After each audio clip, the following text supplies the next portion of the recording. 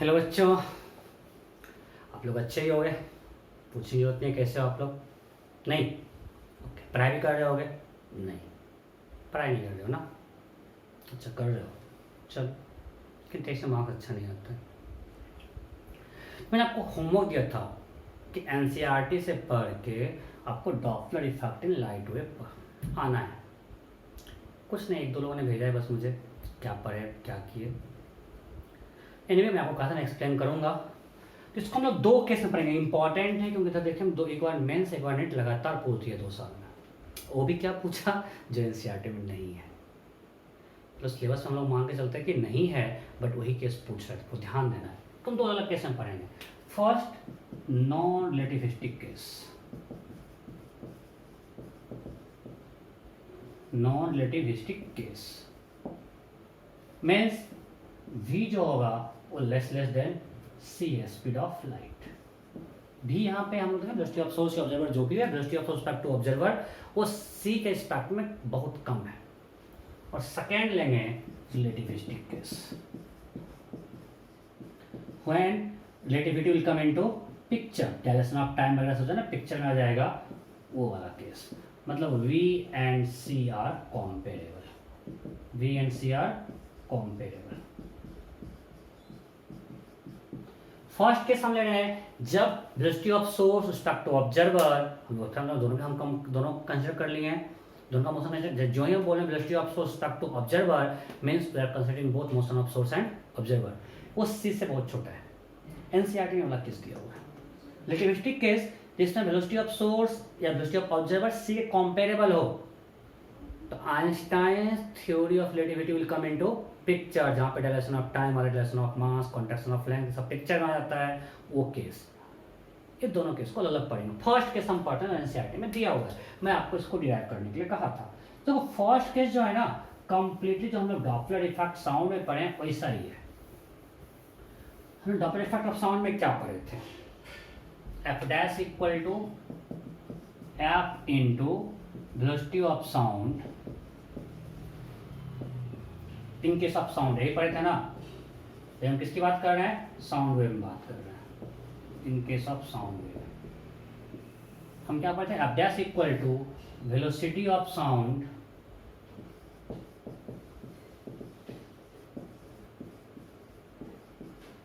with respect to observer divided by velocity of sound with respect to source। नहीं, ये हम लोग पढ़ चुके हैं साउंड वेव में डॉपलर इफेक्ट से। एग्जांपल लेते हैं कि मेरा ये ऑब्जर्वर है, ये सोर्स है, ये इधर जा रहा है Vs से, ये इधर आ रहा है Vo से। अब लिखते हैं एफ डैश क्या होगा। एफ डैश क्या होगा? वेलोसिटी ऑफ साउंड मान लेते हैं v है, वेलोसिटी ऑफ साउंड क्या मान लेते हैं? v। तो क्या होगा? Velocity of sound respect to observer, तो साउंड किधर जाएगा? सोर्स टू ऑब्जर्वर, तो साउंड इधर जाएगा। Velocity of sound respect to observer क्या होगा? v plus Vo। Velocity of sound respect to source क्या होगा? दोनों कोई डायरेक्शन में जा रहा है, so v plus Vs। Hopefully इतना सबको आता है किनेमेटिक्स में रिलेटिव निकालना। अरे यहाँ पे साउंड ऑब्जर्वर का डायरेक्शन अपोजिट है, तो प्लस हुआ, यहाँ भी अपोजिट है, प्लस हो गया। तो हो गया F dash. So what is F dash minus F? Delta F कितना हुआ चेंज इन फ्रीक्वेंसी?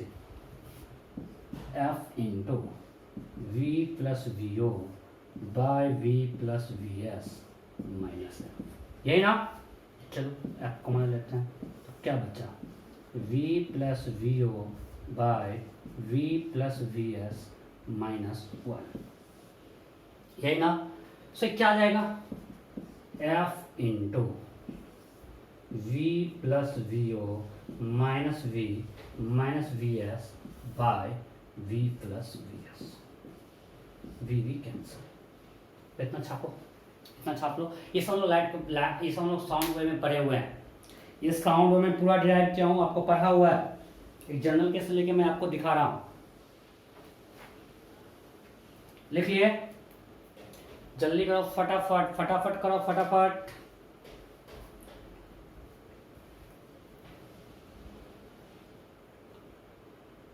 ओके, मैं मिटा रहा हूँ।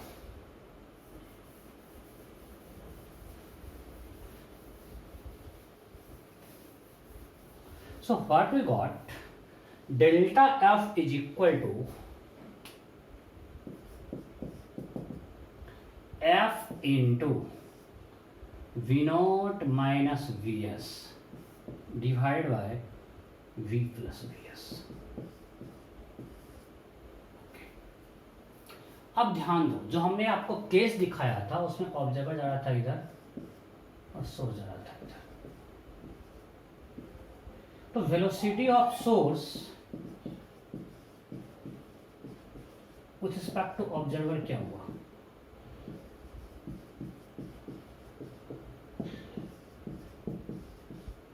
मीन्स इस स्पीड से सोर्स ऑब्जर्वर से सेपरेट हो रहा है। Velocity with which source, sorry, इस स्पीड से सोर्स ऑब्जर्वर से दूर जा रहा है। Velocity with which source is moving away from observer, this is velocity with which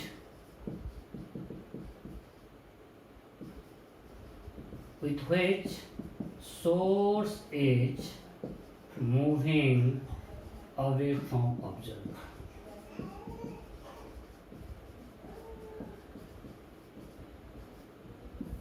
ये क्या है?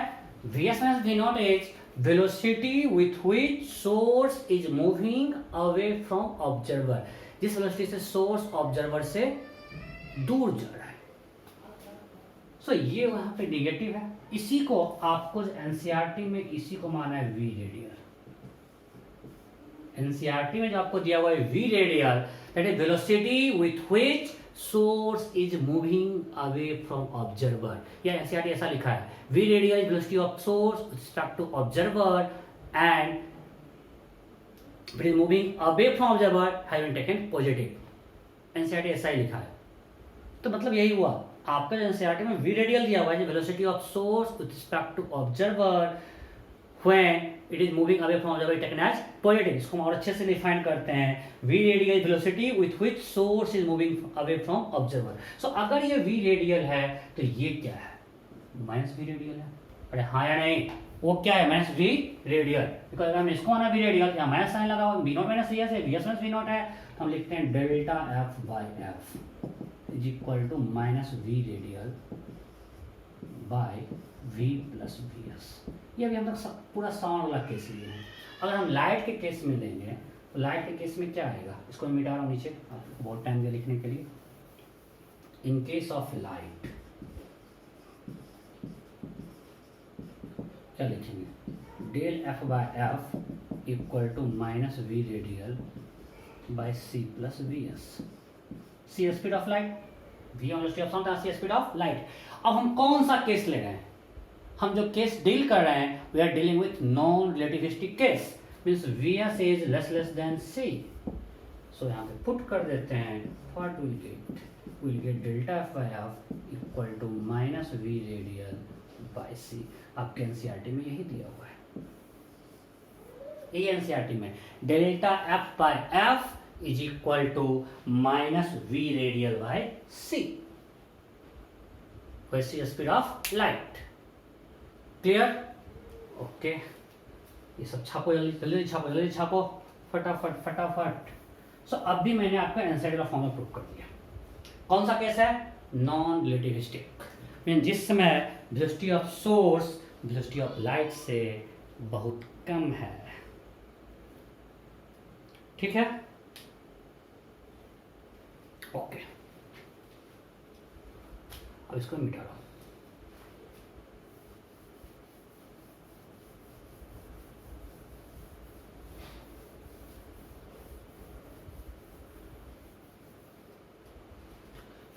अब आपको ये पता है v equal to F lambda होता है। सो वेलोसिटी कांस्टेंट लें, delta v by v is equal to delta F by F plus del lambda by lambda. Simply log लेके डिफरेंशिएट करते हैं। आप लोग एरर में पढ़ चुके हो। अरे दोनों तरफ ln लिए, ln v equal to ln f plus ln lambda, फिर डिफरेंशिएट कर दिए, ऐसा ही होगा ना। सो फ्रॉम हेयर अगर इसको हम जीरो मान, वेलोसिटी कांस्टेंट है, that is equal to delta f by f plus del lambda by lambda. So we can write del f by f is equal to minus del lambda by lambda. So हम लिख सकते हैं delta f by f equal to minus del lambda by lambda is equal to minus of v radial by सी।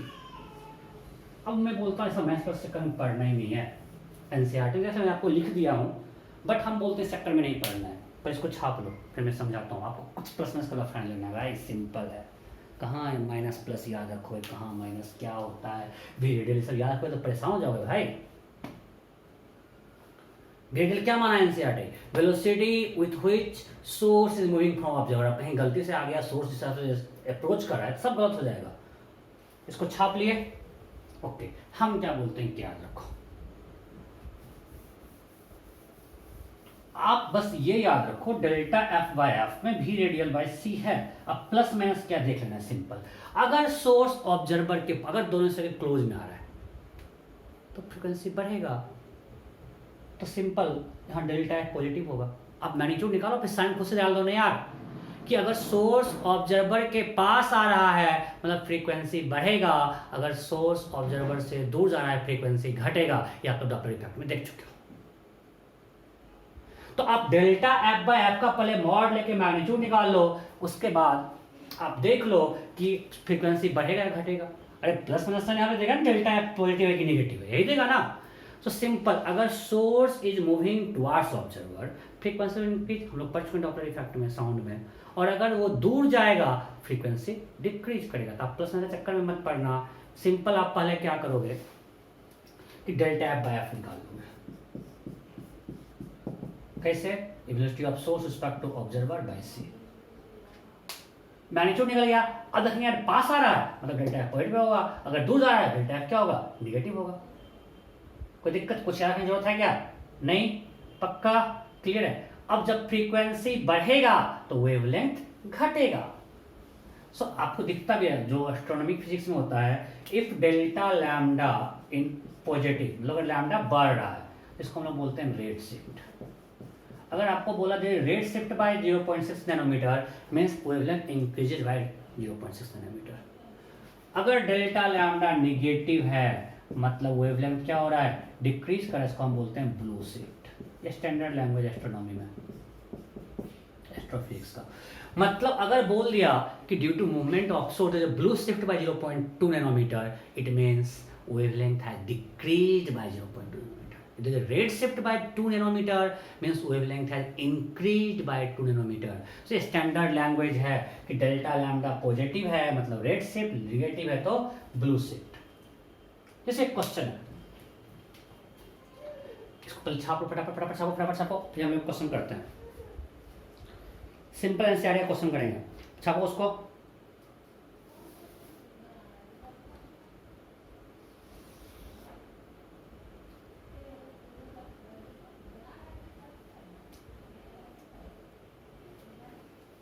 हो गया, okay, मिटा रहा हूं।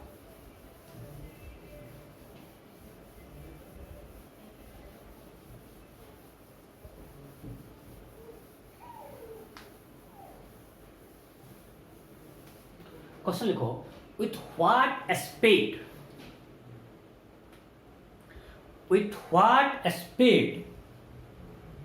should a galaxy move with what speed should a galaxy move with respect to us so that sodium line at 589 nanometer, data में लिख देता हूं, so that sodium line at 589 nanometer is observed as 589.6 nanometer. Sodium line of 589 nanometer is observed as 589.6 nanometer. चलो मैं option दे देता हूँ। Option A 2 into 10 power 8 meter पर second, option B 3 into 10 power 4 meter पर second, option C 2.7 into 10 power 5 meter पर second, option D 3.06 into 10⁵ meters cube. फटाफट करो।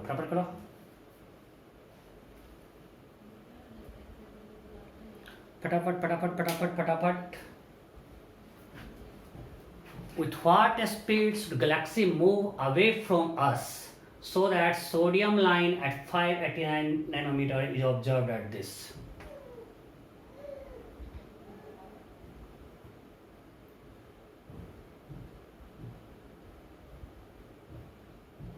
हो गया? अच्छी बताओ पहले। हमने बोल दिया with what speed galaxy should move away। अगर हम सिंपली बोल दें, अगर लाइन ये था और ये ऑब्जर्व हुआ, गैलेक्सी हमारे पास आ रहा है या हमारे दूर जा रहा है, पहले अगर मान लीजिए ये दे दें, ऐसा ही ऑप्शन दे दें। क्वेश्चन क्लियर है? हम पहले ये करते हैं कि पहले 589 नैनोमीटर था वेवलेंथ और हमको ऑब्जर्व हो रहा है 589.6, गैलेक्सी से कुछ आ रहा है सोडियम लाइट। सो अब हमको ये बताओ, गैलेक्सी हमसे अगर उसका ओरिजिनल इतना था और हमको ये ऑब्जर्व हो रहा है, तो गैलेक्सी हमारे पास आ रहा है, हमसे दूर जा रहा है? दूर जा रहा है। कैसे? ओरिजिनल वेवलेंथ ये है, ऑब्जर्व हो रहा है ये, मीन्स वेवलेंथ बढ़ रहा है। अगर वेवलेंथ बढ़ रहा है मतलब फ्रीक्वेंसी घट रहा है। अगर ऑब्जर्व फ्रीक्वेंसी घट रहा है मतलब सोर्स हमसे दूर जा रहा है। Am I clear? मैं भी भौंका हूँ, हम लोग पैटर्न साउंड पढ़े थे।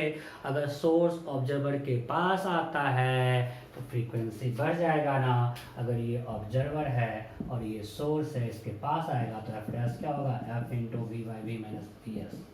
इस केस में फ्रीक्वेंसी बढ़ रहा है ना, और अगर दूर होता है फ्रीक्वेंसी घटता है। तो यहाँ वेवलेंथ बढ़ा, अगर वेवलेंथ बढ़ा मतलब फ्रीक्वेंसी डिक्रीज किया, मीन सोर्स दूर जा, मतलब गैलेक्सी दूर जा रहा है। क्वेश्चन में दे भी दिया है with what speed it should move अबे, तो अभी जा रहा है। ओके, मतलब हमको पक्का है कि पता है कि दूर जा रहा है। चलो ठीक है, अब कितना से दूर जा रहा है? तो देखो रियल में इक्वेशन ये था, del lambda by lambda equal to this. देखो यहाँ से खुद क्लियर हो जा रहा है, कट गया। अगर डेल्टा लैम्डा पॉजिटिव ये पॉजिटिव, ये दूर जाएगा।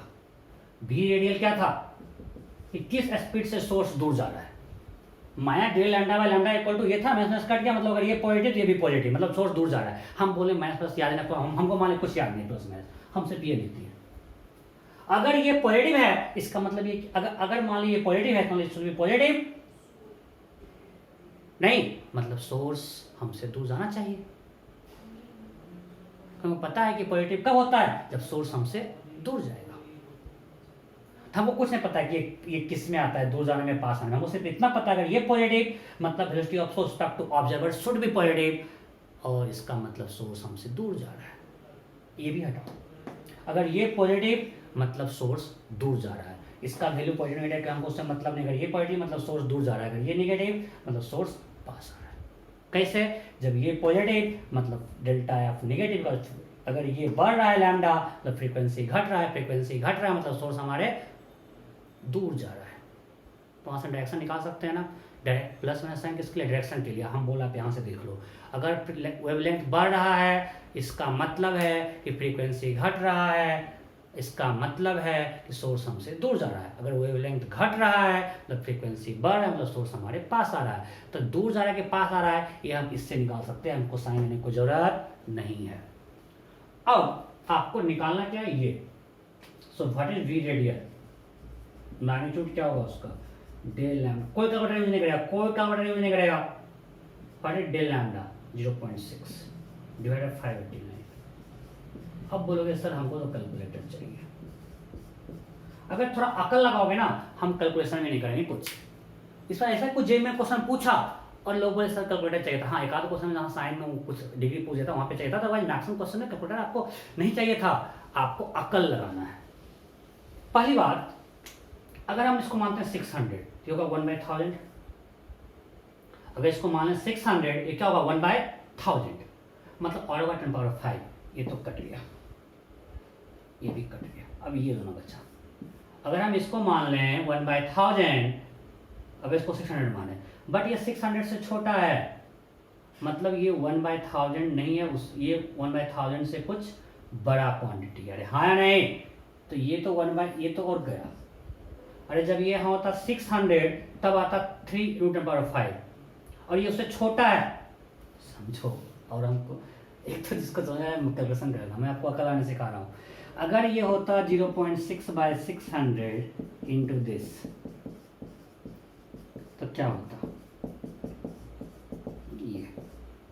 अब बताओ ये क्वांटिटी इससे बड़ा या छोटा है? इतना आपको मैं बताइए तो फिक्स है। ये फ्रैक्शन और ये फ्रैक्शन में कौन बड़ा है? ये बड़ा है, मतलब इससे बड़ा होगा, जिससे बड़ा ये भी कटेगा, ये होगा।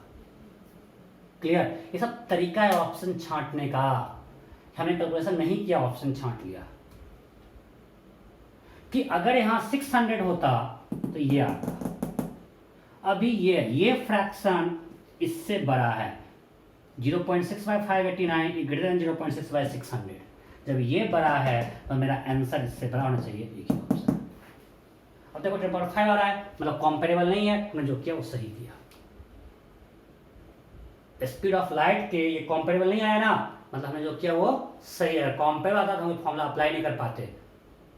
सो डेल्टा F/F हम आपको ये बोलते हैं, याद रखो। आपको हम क्या बोलते हैं, याद रखो, mod del F/F, mod of this equal to velocity of source factor observer by c।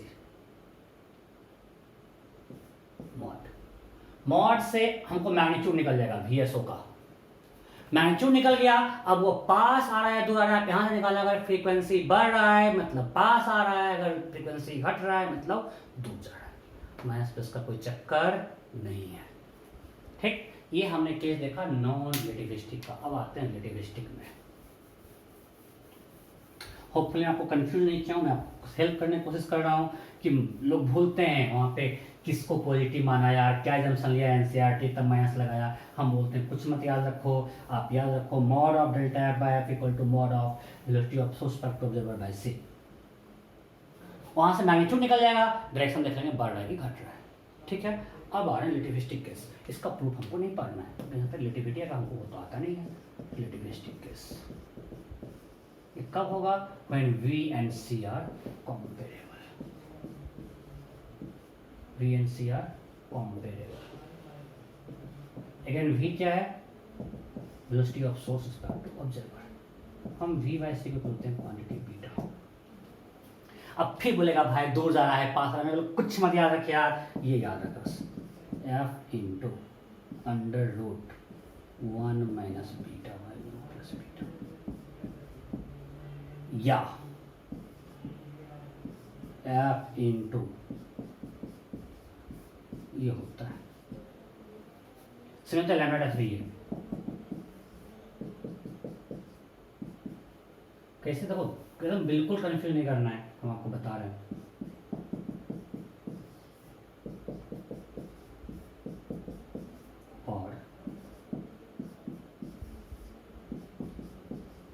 और आपको याद रखना है फॉर्मूला, क्योंकि मैं बोल रहा हूँ कि यही केस पूछा है मेंस में और नीट में भी। बीटा क्या है? V/C। V यहाँ पे क्या है? Velocity of respect observer. अब को यार प्लस माइनस कितना परेशानी है, हम सिंपल बोलते हैं। अब क्वेश्चन में देखो, अगर पास आ रहा है, अगर सोर्स और ऑब्जर्वर के पास आ रहा है, फ्रीक्वेंसी बढ़ेगा तो ये वाला केस होगा। अरे हाँ या नहीं? अगर फ्रीक्वेंसी बढ़ेगा ये वाला केस होगा, अगर फ्रीक्वेंसी घट रहा है ये वाला केस कर लेंगे। हम क्यों आते हैं कौन सा केस में क्या है? आप पहले देख लो फ्रीक्वेंसी बढ़ेगा या घटेगा। अगर वेवलेंथ बढ़ रहा है तो ये वाला केस करेंगे, वेवलेंथ घट रहा है तो ये वाला केस लगा देंगे। तो कैसे देखेंगे मैं आपको बता रहा हूं। अगर सोर्स ऑब्जर्वर के पास आ रहा है, अगर with respect to observer source is moving towards it, if source is moving towards observer, अगर हम ऑब्जर्वर को फिक्स कर दें, अगर सोर्स उसके नजदीक आ रहा है, मतलब अगर सोर्स ऑब्जर्वर के पास आ रहा है, इसका मतलब है फ्रीक्वेंसी बढ़ेगा। फ्रीक्वेंसी बढ़ेगा तो ये यूज कर देंगे। अगर फ्रीक्वेंसी बढ़ेगा मतलब वेवलेंथ घटेगा। अगर सोर्स ऑब्जर्वर से दूर जा रहा है मतलब फ्रीक्वेंसी घटेगा, वेवलेंथ बढ़ेगा। तो आपको बस याद रखना है, यहाँ पे भी क्या है? Velocity of respect to observer. कौन सा केस लेना है तो आपको यहाँ पे देखना भी नहीं है प्लस माइनस। भाई एक वेलोसिटी निकाल लो, बढ़ रहा है तो ये लगा दो, घट रहा है तो ये लगा दो, कोई दिक्कत नहीं ना। तो क्या रखना है, v velocity of suspect to observer, c speed of light in vacuum, v by c को हमने कांस्टेंट बीटा मान लिया। इधर में से कोई फॉर्मूला एप्लीकेबल होगा, कौन सा कब होगा आप देख सकते हो कि जब बढ़ाना है तो ये लगाएंगे, घटाना है तो ये लगाएंगे। अब इसमें बहुत बुक में रहता है परेशान क्या हुआ है, इसको पॉजिटिव मानो उसको निगेटिव मानो, क्यों भाई क्यों परेशान करो बच्चे को, ऐसे क्या कुछ कम पढ़ना है क्या? अरे वाह, पहली बार तुम्हारे बारे में कुछ अच्छा बोले हैं। मतलब ये कौन लगाएंगे डिपेंड करता है फ्रीक्वेंसी को बढ़ाना या घटाना है। बढ़ाना घटाना कौन डिसाइड करेगा, हम। कहाँ से, अकल से। अगर सोर्स ऑब्जर्वर के पास आ रहा है मतलब फ्रीक्वेंसी बढ़ेगा, अगर दूर जा रहा है मतलब घटेगा। छापो फटाफट फटाफट फटाफट, मैं क्वेश्चन दे रहा हूँ, फटाफट छापो फटाफट फटाफट फटाफट।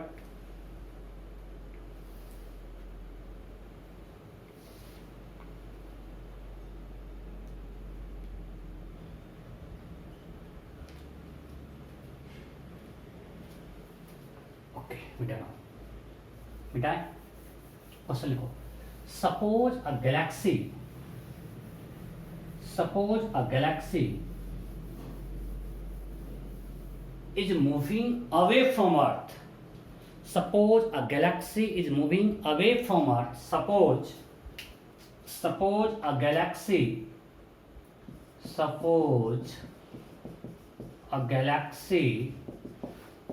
is moving away from Earth.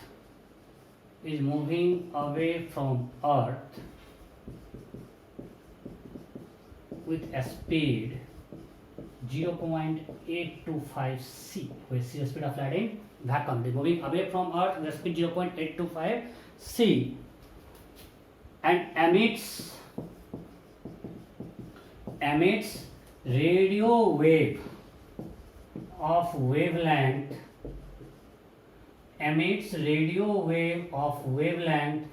0.525 meter. Then find wavelength received by Earth.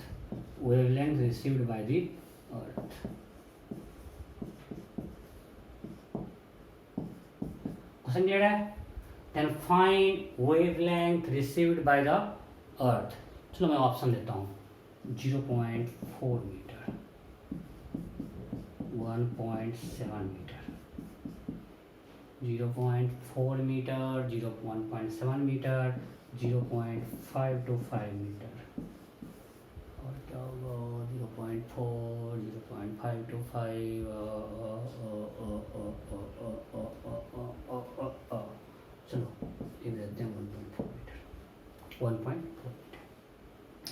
कोई कैलकुलेटर यूज नहीं करेगा, टवर यूज नहीं करना है। ऑप्शन में क्या दिया है, 0.4, 1.7, 0.525, 1.4। कैलकुलेटर यूज नहीं करना है, तुम कसम देना। जो कैलकुलेटर यूज करेगा उसके 10 बार बच्चे होंगे, कोई नहीं करेगा यूज। कुछ तो खुश हो रहा है, मजा आएगा। अरे गधे, परेशान हो जाओगे।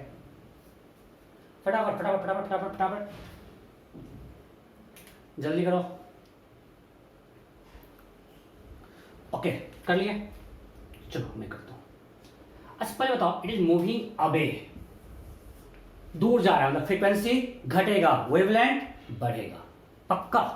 ये जा रहा है पास या दूर? दूर जा रहा है, गैलेक्सी दूर जा रहा है, तो सोर्स ऑब्जर्वर से दूर जा रहा है, मतलब फ्रीक्वेंसी घटेगा, वेवलेंथ बढ़ेगा। जब बढ़ेगा कौन सा फॉर्मूला यूज करेंगे, लैम्डा इनटू, यहाँ पे क्या दें प्लस, ना बढ़ाना है मतलब ऊपर प्लस नीचे minus, logical. Beta v by c, यहाँ पे ऑब्जर्वर तो रेस्ट में है, बीटा क्या लगा यहाँ पे, अर्थ रेस्ट में है, गैलेक्सी वेलोसिटी ये दिया हुआ है by C 0.825। So lambda dash is equal to 0.525 under root 1 plus 0.825 minus this is equal to 0.525 into 1.825 और ये क्या होगा 0.175। ओके, अब ये ऑप्शन दिया हुआ है। अब सर तो रूट इतना डिवाइड करो, रूट के बहुत ज़्यादा करो सर, टाइम कहाँ मिलेगा एग्जाम में, इसलिए छूट गया। बहुत लेंदी पेपर था, गधा लेंदी पेपर नहीं, तुम्हारा दिमाग स्लो चल रहा है, ये आप लोग यूज नहीं कर रहे हो ट्रिक को। पहली बात 0.525 तो नहीं होगा, चेंज तो हुआ। बढ़ेगा घटेगा, बढ़ेगा दिख रहा है, ये भी घट गया, बच्चा बी एंड सी। अब देखो अकल लगाओ, ये 10 से बड़ा क्वांटिटी है कि नहीं है, ये क्वांटिटी 10 से बड़ा है कि नहीं। अगर 10 से मल्टीप्लाई करते मतलब रूट 10 से, 10 से मल्टीप्लाई करते तो होता 1.75 ऊपर, मतलब ये रूट 10 से बड़ा है, मतलब this quantity is greater than 0.25 root 10, root 10 का 3 पॉइंट समथिंग, 3 पॉइंट समथिंग, ये 3 पॉइंट समथिंग तो मल्टीप्लाई तो हुआ नहीं है, ये भी गया सिर्फ एक ही ऑप्शन बचा। ऑप्शन छांट सकते हैं, अकल लगाओगे। मैं फिर से बोल रहा हूँ, इसलिए मैं जानबूझ के ऑप्शन आपको दे रहा हूँ ताकि आपको एग्जाम में सब करना सिखाऊं, तो आपको पेपर बहुत लेंथी है। हमने ये किया और ये क्वांटिटी रूट 10 से होल टर्म जो है रूट 10 से बड़ा है, मतलब ये under root 3 point, under root 10 मतलब 3.162, मतलब ये 3.162 से बड़ा होना चाहिए। 0.525 इंटू 3 भी करेंगे तो वो इससे बड़ा होगा, मतलब ये क्वांटिटी इससे तो बड़ा होगा, देखिए तो मतलब 1.7, तो फिर करोगे तो इसके आसपास आ जाएगा। समझ गए? फटाफट छापो, फटाफट छाप लो। नेक्स्ट क्वेश्चन, जल्दी छापो, जल्दी छापो।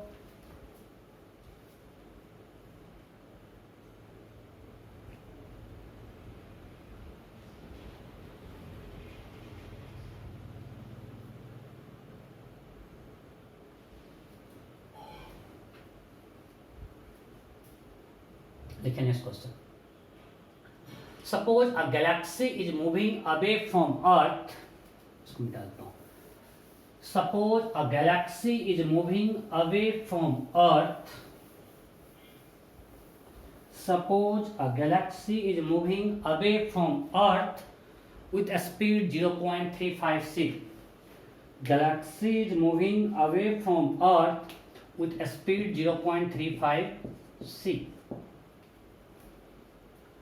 and it emits frequency 1.5 gigahertz. It emits frequency 1.5 gigahertz. Then find frequency received by Earth. Then find frequency received by Earth. Frequency received by Earth. Find frequency received by Earth. Find frequency received by Earth. Question clear है? It is moving away from Earth with speed 0.35c and emits frequency 1.5 gigahertz, then find frequency received by Earth. Find frequency received by Earth. 0.35c से जा रहा है, emits frequency of 1.5 gigahertz, find frequency received by Earth. The following is correct. जल्दी करो, फटाफट करो, फटाफट जल्दी करना। कोई कैलकुलेटर यूज नहीं करेगा, कैलकुलेटर यूज करना बिल्कुल मना है।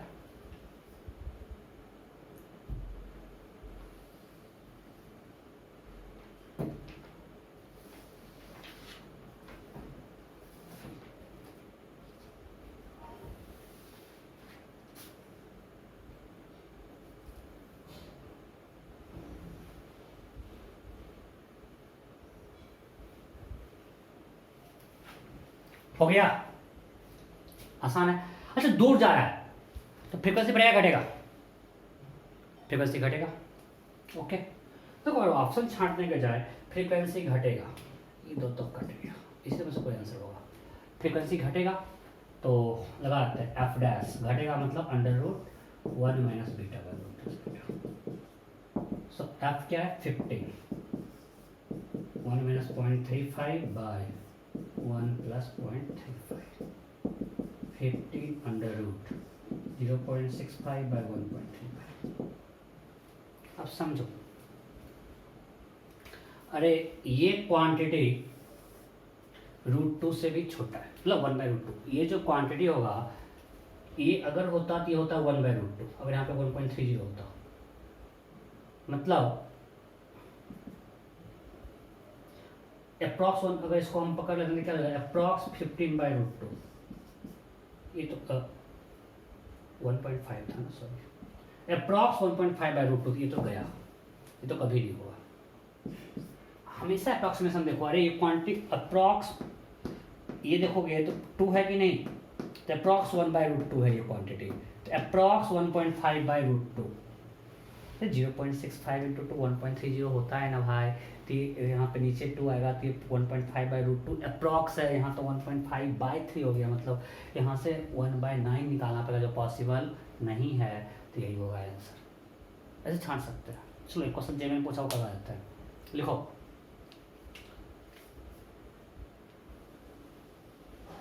an observer is moving away from source. An observer is moving away from source with a speed 0.5 c. An observer is moving, अच्छा अभी बहुत कर दिया ना, चलो पास करते हैं।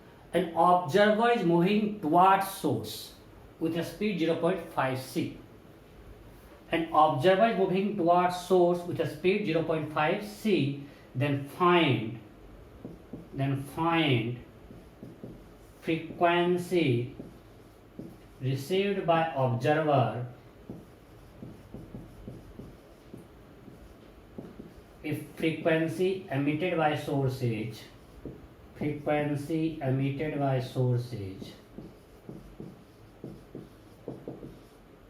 10 GHz। क्वेश्चन क्या है?